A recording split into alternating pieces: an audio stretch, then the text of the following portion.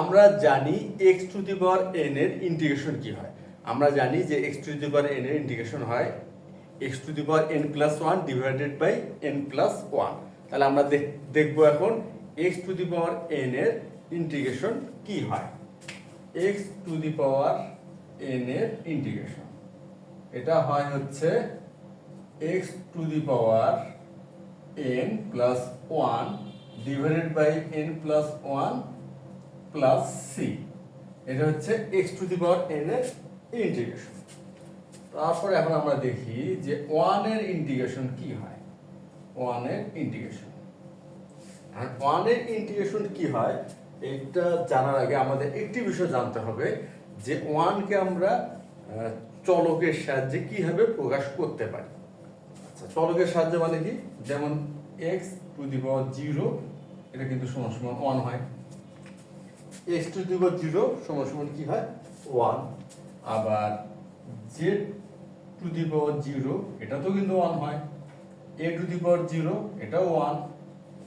আর হচ্ছে theta to the power zero এটাও one. এমনি ভাবে কিন্তু আমরা যে কোনো চলক দ্বারা চলকের পাওয়ার শূন্য বা চলকের সূচক শূন্য লিখলে কিন্তু তার মান ওয়ান হচ্ছে। অর্থাৎ আমরা ওয়ানকে এমনি নানানভাবে প্রকাশ করতে পারি। এখন কথা হচ্ছে এখানে আমরা ওয়ানকে কিভাবে প্রকাশ করি বা কিভাবে প্রকাশ করে সেটা যথার্থ হবে। আর এটা মানে করার জন্য প্রকাশ করার জন্য আমাদের যে বিষয়টা খেয়াল করতে হবে যে এখানে দেখতে হবে চলক কি আছে। আমরা খেয়াল করি এখানে আছে ডিএক্স। ডিএক্স অর্থাৎ এক্স, যেহেতু এটা ডিএক্স আছে তাহলে এখানে ধরে নিতে হবে যে এক্স। তাহলে এখানে আমরা ধরে নিব এক্স। তাহলে এক্স এর পাওয়ার জিরো দিলাম ডিএক্স। আমরা কিন্তু ওয়ানকে এখানে প্রকাশ এভাবে করলাম। যদি এখানে ডিজেড থাকতো, এটা একবার দেখি আমরা যে ওয়ানের ইন্টিগ্রেশন করব কিন্তু ডিজেড এর সাপেক্ষে বা ডিজেড ধরে ওয়ান আর এখানে আছে ডিজেড। এই ক্ষেত্রে কি করব, এখানে যদি ডিজেড অর্থাৎ জেড, তাহলে জেড এর পাওয়ার জিরো দেখাবো ডি জেড। এখন আমরা এই ইন্টিগ্রেশন করব হচ্ছে এই যে x to the power N এর যে ইন্টিগ্রেশন হচ্ছে ধারণা, সেই ধারণাটা এখানে আমরা ব্যবহার করব। অর্থাৎ এখানে হবে হলো x to the power zero plus one divided by zero plus one plus c equal x plus c. আর এই ক্ষেত্রে হবে z to the power zero plus one divided by zero plus one plus c equal হচ্ছে z plus c. অর্থাৎ ওয়ানের integration হবে যে চলকটা খেয়াল করে। চলকটা খেয়াল করে মানে হচ্ছে এখানে ওয়ান ইন্টিগ্রেশন করতেছি, এখানে ডিএক্স আছে তাহলে হবে এক্স প্লাস সি। তাহলে এখানে ওয়ান এর ইন্টিগ্রেশন করবো, ডিজেড আছে তাহলে জেড প্লাস সি। এখন যদি আমরা ওয়ান এর ইন্টিগ্রেশন করি ডি থিটা থাকে তাহলে এখানে হবে থিটা প্লাস সি। এই হচ্ছে ওয়ান এর ইন্টিগ্রেশনে আমাদের একটা ধারণা। এই ধারণাটি আমরা যে কোনো ইন্টিগ্রেশন নির্ণয়ের ক্ষেত্রে বা যে কোনো ইন্টিগ্রেশনের গাণিতিক সমস্যার সমাধানে এই ধারণাটি আমরা ব্যবহার করতে পারি বা করে থাকি। আচ্ছা, এরপর এখন আমরা দেখবো যে আজকে আমাদের যে গাণিতিক সমস্যার সমাধানটা করব সেটা অবশ্যই করা হবে প্রতিস্থাপন পদ্ধতিতে আর কি। সেই গাণিতিক সমস্যাটি কি ধরনের সেটা এখন আমরা দেখব। আচ্ছা, এটা আমাদের দেওয়া আছে যে এই যে integration sine dx divided by x to the power 1/2 minus x to the power 1/2 নির্ণয় করা, অর্থাৎ এটার ইন্টিগ্রেশন নির্ণয় করতে হবে। এখন এই গাণিতিক সমস্যাটি সমাধান করতে গেলে আমাদের আরো কয়েকটি বিষয় জানতে হবে বা ভালো মতো বুঝতে হবে। আর সেই বিষয়গুলো কি, সেই বিষয়গুলোর মধ্যে একটি হচ্ছে যদি এমন হয় যে 1/x minus 1 dx, এটা অর্থাৎ 1/x minus 1 এর ইন্টিগ্রেশন করতে হবে। এই ধারণাটা আমাদের এক্ষেত্রে ব্যবহার করতে হবে। যেহেতু এই ধারণাটা আমরা এই ক্ষেত্রে ব্যবহার করব বা এই ইন্টিগ্রেশনের ধারণাটা এখানে আমরা ব্যবহার করতে হবে আর কি, সেই জন্য আমরা বুঝে নিচ্ছি বা ভালো মতো জানার চেষ্টা করতেছি যে এটার ইন্টিগ্রেশন কি হতে পারে 1/x minus 1। আচ্ছা, আমরা প্রতিস্থাপন পদ্ধতি যদি ব্যবহার করি, আমরা ব্যবহার করব হচ্ছে প্রতিস্থাপন পদ্ধতি। তাহলে কি হচ্ছে যে মনে করি x - 1 সমান z, x - 1 সমান কি z। এখন উভয় পক্ষের আমরা কি করব, ডিফারেন্সিয়েশন করব। তা ডিফারেন্সিয়েশন করলে এখানে x - 1 d dx এটা হলো z। তাহলে আমরা এখানে পাচ্ছি এই যে x এর ডিফারেন্সিয়েশন কি হয়, 1 হয়, এটা আমরা জানি। আর -1 অর্থাৎ ধ্রুবকের ডিফারেন্সিয়েশন হয় 0। সুতরাং হচ্ছে 1 সমান dz dx। তাহলে অতএব dx সমান dz। সুতরাং আমরা প্রতিস্থাপন এখন করব কিভাবে, x - 1 কে করব dz দিয়ে, আর dx এর বদলে আসবে dz। এখন কথা হলো 1/z এর ইন্টিগ্রেশন কি হয়। এখন যদি আমরা প্রতি অন্তরজের ধারণা ব্যবহার করি, প্রতি অন্তরজের ধারণার বিষয়টা কি, যে অন্তরজের বা ডিফারেন্সিয়েশনের বিপরীত ধারণা, অর্থাৎ 1/z কার ডিফারেন্সিয়েশন, 1/z বা 1/x কার ডিফারেন্সিয়েশন। আমরা জানি 1/x হচ্ছে ln x এর ডিফারেন্সিয়েশন। সুতরাং 1/z হবে ln z এর ডিফারেন্সিয়েশন। অর্থাৎ আমরা দেখি, আমরা যদি ln x এর ডিফারেন্সিয়েশন করলে পাই 1/x। সুতরাং 1/x এর ইন্টিগ্রেশন হবে ln x। আচ্ছা, তাহলে ln z, এখানে dz হবে, ln z এর ডিফারেন্সিয়েশন হবে 1/z। সুতরাং 1/z এর ইন্টিগ্রেশন কি হবে, ln z। অর্থাৎ 1/z এর ইন্টিগ্রেশন হবে ln z plus c, ln z কি plus c।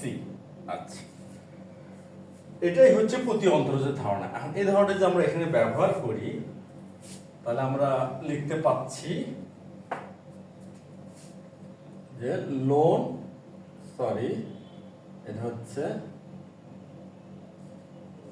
ln z plus c। এখন z এর স্থলে আমরা স্থাপন করব x - 1, অর্থাৎ z কে প্রতিস্থাপিত করব x - 1 থেকে। তাহলে ln x - 1 প্লাস c। সুতরাং 1/x - 1 এর ইন্টিগ্রেশন হচ্ছে কি ln x - 1 প্লাস c।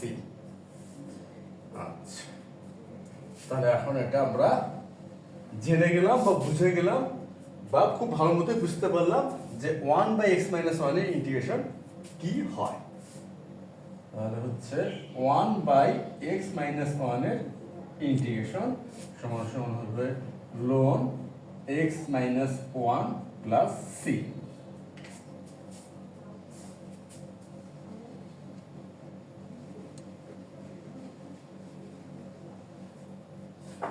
এখন আমরা এই গাণিতিক সমস্যার সমাধানটি শুরু করতে পারি। আর এরপরও যদি আমাদের কিছু এমন কোনো বিষয় আসে যেটা আমাদের জানা দরকার বা একটু আলোচনা করলে সুবিধা হবে, সেটা তৎক্ষণাৎ বা সাথে সাথে সেই বিষয়টা নিয়ে আমরা আলোচনা করব বা গাণিতিকভাবে বিষয়টাকে দাঁড় করানোর চেষ্টা করব। আচ্ছা, এখন আমরা সমাধানটা শুরু করতে পারি। তাহলে হচ্ছে সমাধান,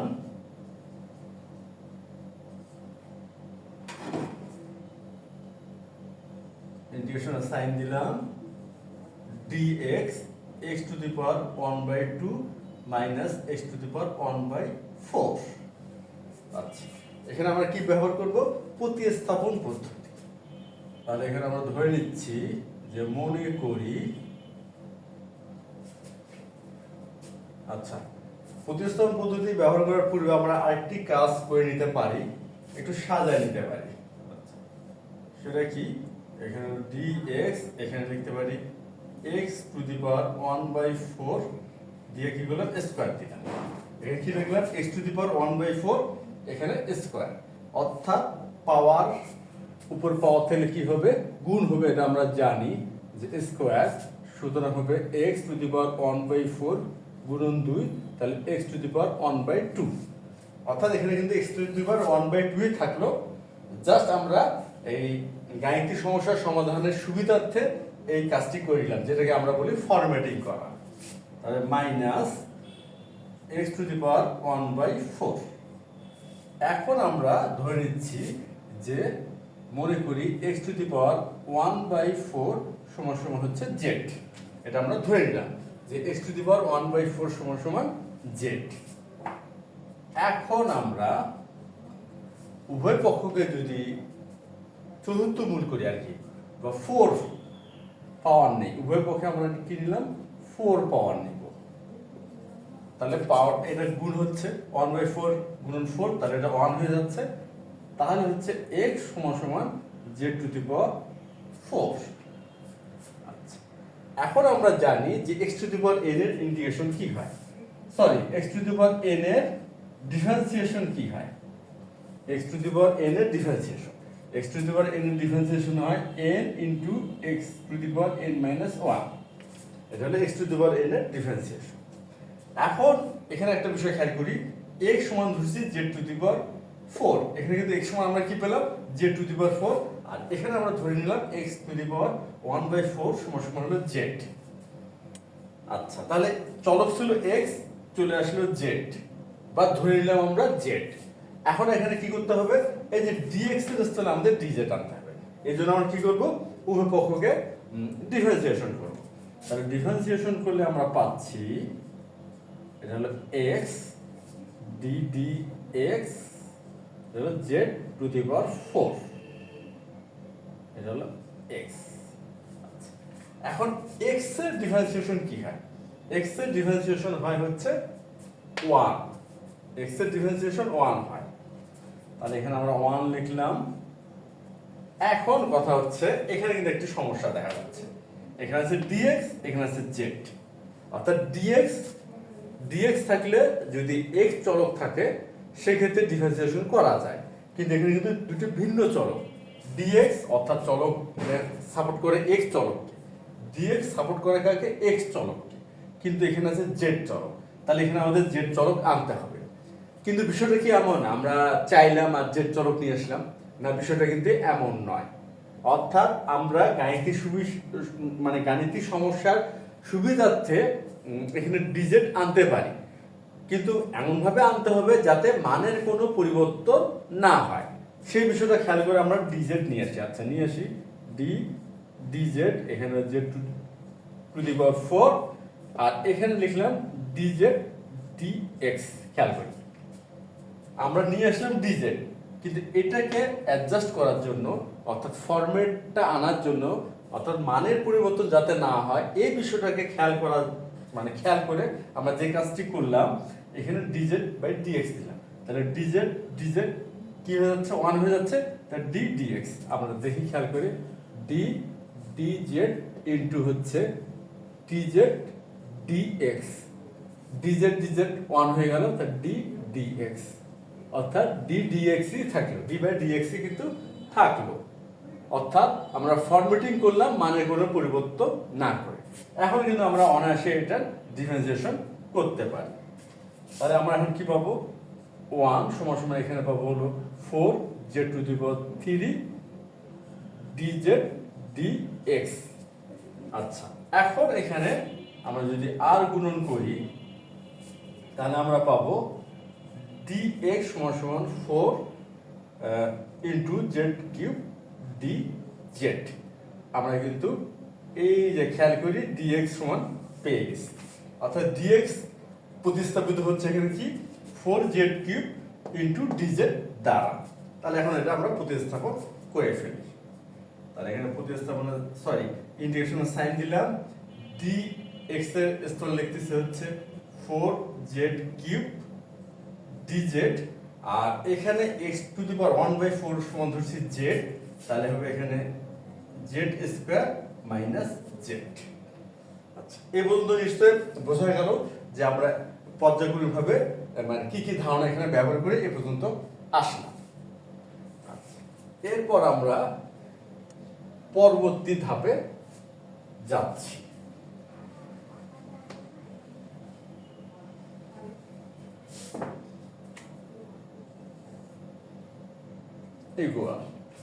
এখন আমরা খেয়াল করি z স্কয়ার মাইনাস z আছে, হরে আসে জেড স্কোয়ার মাইনাস জেড, এখানে কিন্তু আমরা জেড কমন নিতেই পারি।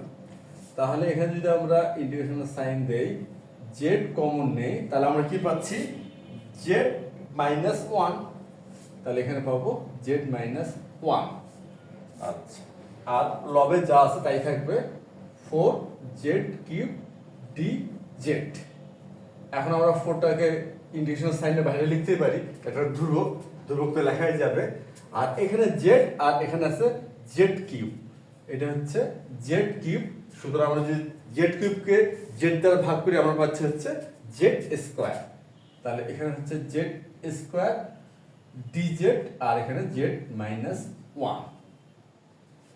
আচ্ছা, এখন আমরা ফরম্যাটিং করব। ফরম্যাটিং করব এই জন্য এই ইন্টিগ্রেশনটা করার সুবিধার্থে, কেন এখন যে অবস্থাটা আমাদের চলে আসছে যে যে Z square divided by Z minus one, এই ধরনের যে ফাংশনের আর কি, ফাংশনের যে অবস্থাটা আসছে আর কি, যে এই ধরনের অবস্থায় সরাসরি ইন্টিগ্রেশন করা কিন্তু সম্ভব নয়।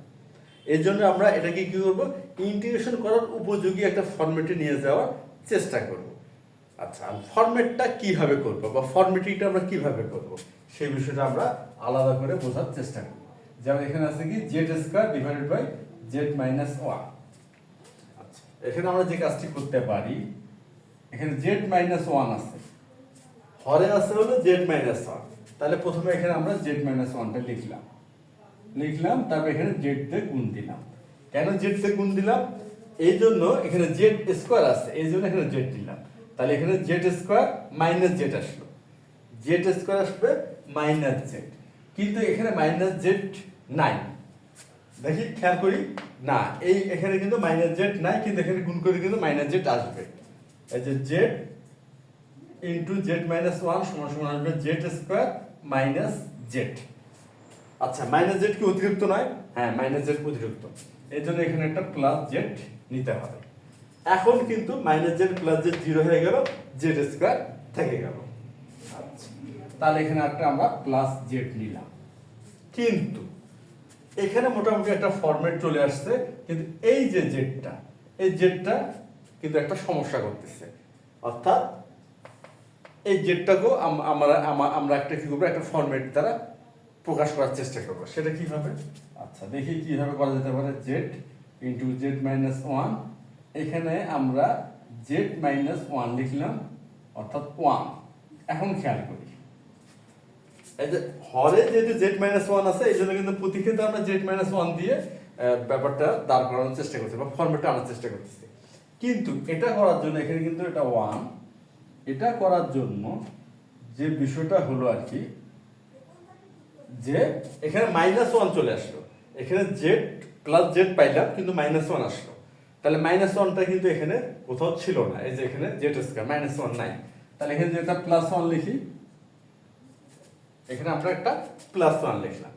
এখন আমরা একটা কাজ করি, একটু যাচাই করে দেখি যে আমরা যে এই জেড স্কোয়ারের স্থলে Z into Z minus one plus one into Z minus one plus one লিখলাম, এটা আসলে লেখা যায় কিনা। কেন, যদি মানের পরিবর্তন হয়ে যায় তাহলে কিন্তু আমাদের গাণিতিক সমস্যার সমাধানটি ভুল হবে।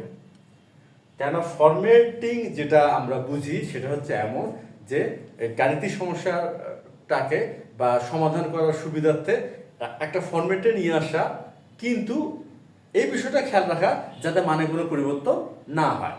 কিন্তু এখানে মানে পরিবর্তন হয়েছে কি না এটা কিন্তু বোঝা যাচ্ছে না, এই জন্য আমরা একটু যাচাই করে দেখব যে এখানে মানে পরিবর্তন হয়েছে কি না।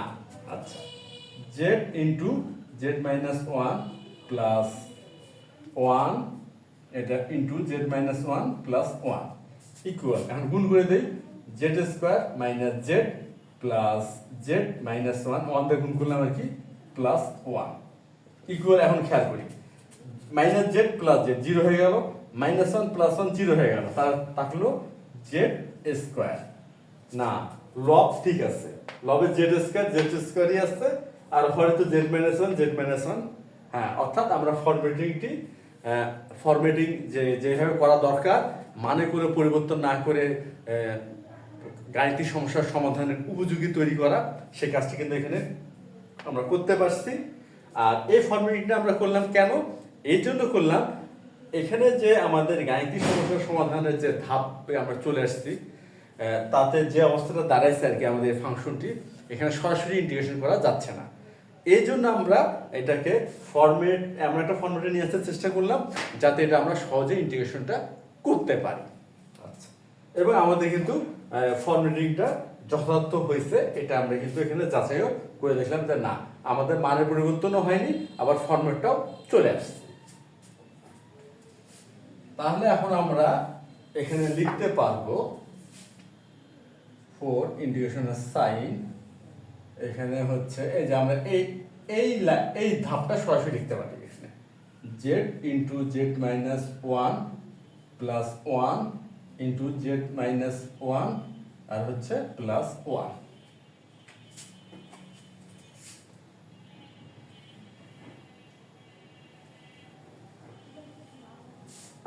আর ডিভাইডেড বাই হচ্ছে z মাইনাস 1 আর এখানে তো dz থাকবে।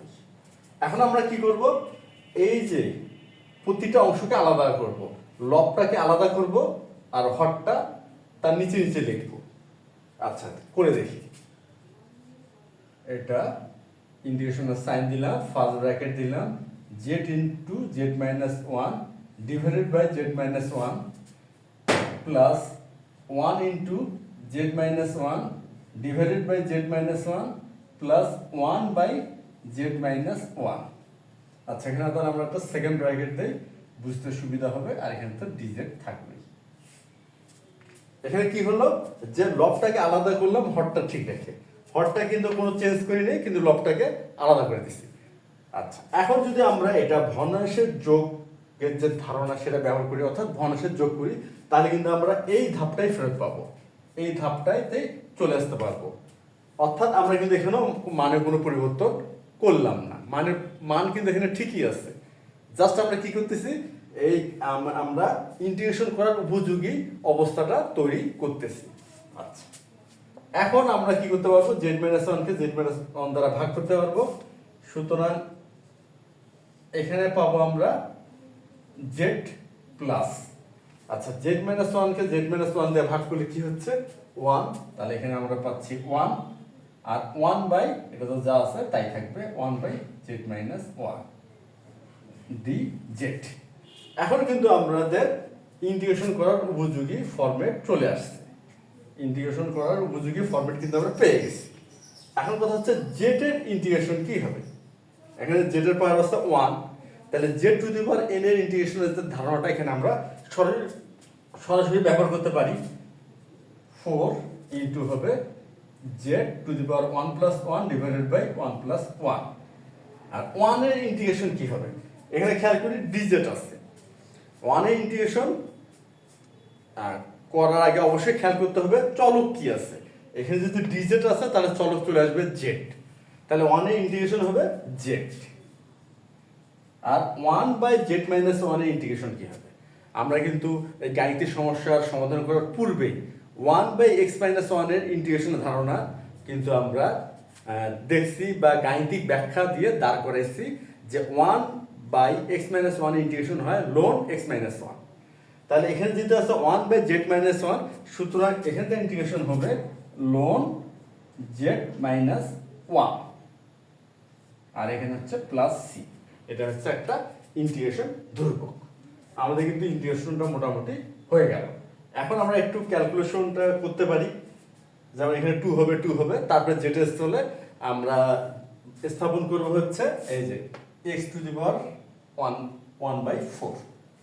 আচ্ছা, তাহলে এখানে আমাদের হচ্ছে কি 4 ইন্টু হচ্ছে এখানে হাফ জেড স্কোয়ার, এখানে হলো প্লাস জেড প্লাস লন জেড মাইনাস 1 প্লাস সি। তারপরে এখন আমরা এটা 4 দিয়ে গুণ করবো। এখন জাস্ট হচ্ছে ক্যালকুলেশন, মানে হচ্ছে জাস্ট হিসাব আর কি, সরলীকরণ বলা যেতে পারে, কেন ইন্টিগ্রেশনের মূল কাজটা কিন্তু আমরা করে ফেলছি। আচ্ছা,